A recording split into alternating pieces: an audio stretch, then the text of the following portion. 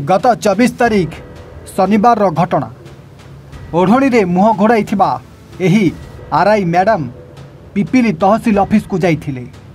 से दिन पिपिली तहसील ऑफिस रे तहसीलदार कौन एक मीटिंग थिला। अन्य कर्मचारी सहित एही आरआई मैडम मध्य सेही मीटिंग को अटेंड करने को जाइथिले। देखु देखु दिन 2टा बाजी जाइथिला।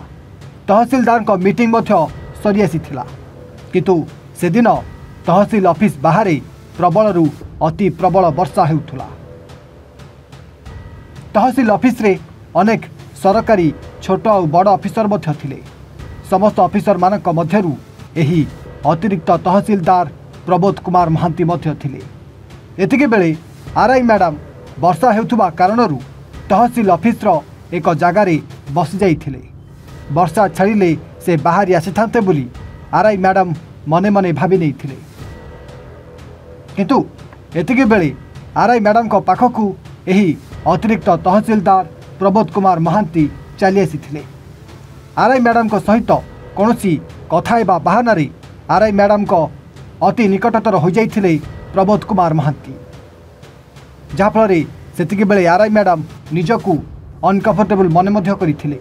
किंतु अन्यपटे मनरे खराब भावना रखी बाहर कथा एबा बहाना रे अतिरिक्त तहसीलदार प्रबोध कुमार महांती आरआई मैडम को एते पाखकू आसी जाइथिले, जहाँ कहबा मध्य सहज नुहे। सेतिके बेले आरआई मैडम किछि कहबा आगरू ए दोहेलोभी अतिरिक्त तहसीलदार प्रबोध कुमार महांती आरआई मैडम को देहर संवेदनशील जगह को कुआड़े स्पर्श करने को लगी। जहाँफल मैडम सेठारू खसी आसवा बाहरी बेले प्रबोध कुमार महांती आरआई मैडम को हाथ को टाणी धरी जोर रे भिड़ी धरी पुणी थे मैडम को अजगा को स्पर्श कर लगी पिपिली अतिरिक्त तहसीलदार एही प्रबोध कुमार महांती। जहाँफल आरआई मैडम कले बड़े कौशले सेठारू खसी आसी पिपिली थानार द्वारस्थ होते। आ पिपिली तहसील ऑफिस रे अतिरिक्त तहसीलदार प्रबोध कुमार महांती तांका सहित जहाँ सबू कांड कराइथिले ताहा गोटी गोटी करी पिपिली पुलिस आगे जणाई एक लिखित अभियोग पत्र देथिले। दर्शक बंधु, ये होछि सही लिखित अभियोग पत्र जो अभियोग पत्र रे आरआई मैडम गोटी गोटी करी लिखिचंती गत शनिवार तहसील ऑफिस रे अतिरिक्त तहसीलदार तांका सहित कौन कौन सबू करि जाइथिले। किंतु ए घटना गत 24 तारिख रे घटी जाइथिले सुधा आज पर्यंत अतिरिक्त तहसीलदार तथा एही देहलोभी नृशंस अभद्र प्रबोध कुमार महांती विरुद्ध में पुलिस कौन कार्यानुष्ठान ग्रहण कर जनापड़ी। जहाँफल एने सारा पिपिली अंचल ए घटना को नहीं निंदा पर निंदा केमिति जड़े वरिष्ठ अफिसर ही निज विभाग कर्मचारी सहित एमिति दुर्व्यवहार कले ताकू नहीं पिपिली अतिरिक्त तहसीलदार ए प्रबोध कुमार महांती को निंदा करा देखा रहा घटनार तदंत पर पुलिस केवे अभियुक्त प्रबोध कुमार महांती को कठोर रु कठोर दंड दंडित करुच्ची आउ अभियोगकारिणी आरआई मैडम को न्याय प्रदान करुच्ची। मो ना शुभश्री ज्ञानदर्शी नायक आरआई तेजपुर। मु जो एफआईआर कॉपी आप जानते तो सब ही सत्य अरे टिके भी मिथ्या ना आ सब जिन आम इनक्वारी टीम भी बस आम उपरिस्थ अधिकारी मैंने भी कहते जिनसटा को माने इनपार्शियल इनक्वारी करेंगे। से मीटिंग सरला वर्षा कारण मैक्सिमम स्टाफ आस्ते आस्ते कर समस्त पलैते आउ जो दी चार जन थे से खावाई बाहर को होटेल को जाइए मुझे खाଇବା नहीं आसती घर से बस खाई खावा मुझे जस्ट वर्षा छाड़िया को पूरा वेट करी ये घटनाटा घट थाना एक्चुअली थाना स्टेटमेंट रेकर्ड से आज मत डकई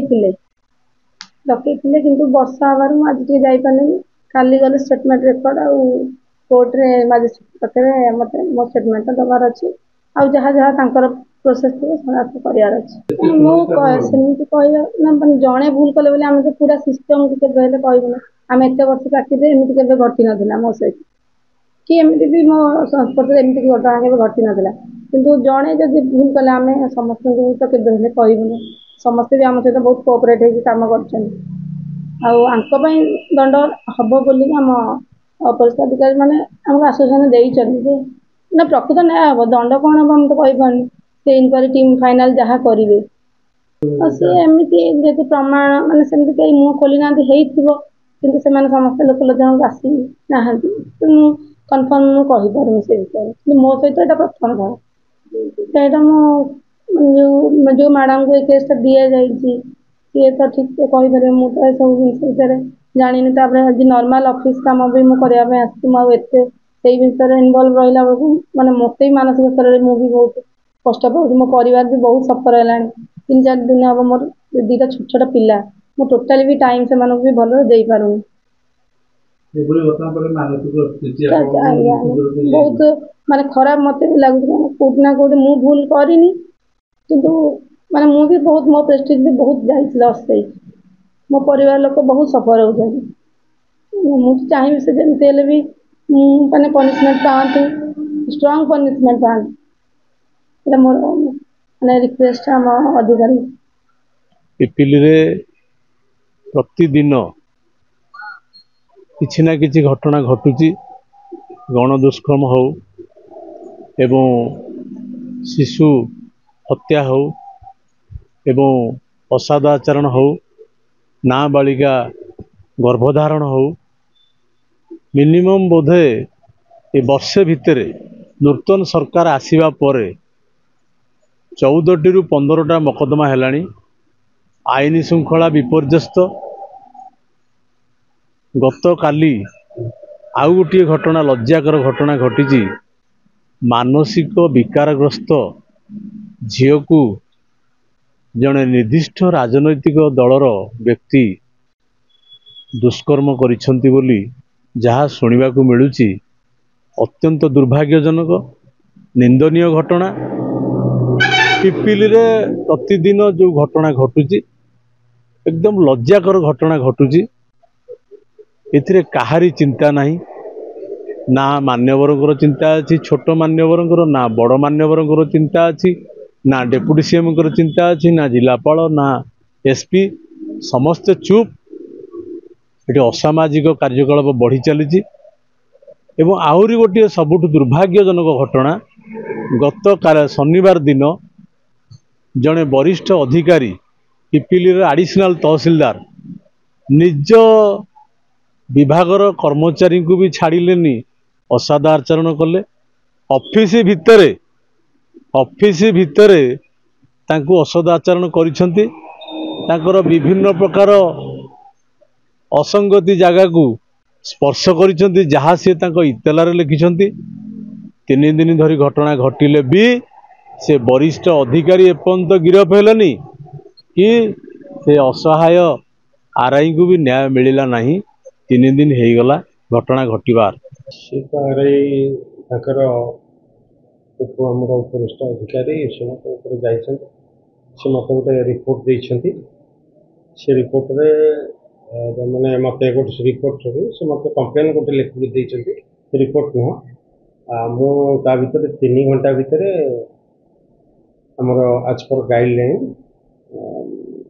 ମୁଁ ଯେଉଁଟା କରିବା କଥା ଆମର ଇଣ୍ଟରନାଲ୍ କମିଟି 3 ଘଣ୍ଟା ଭିତରେ ଗୋଟେ ଲେଟର୍ କରିଛି।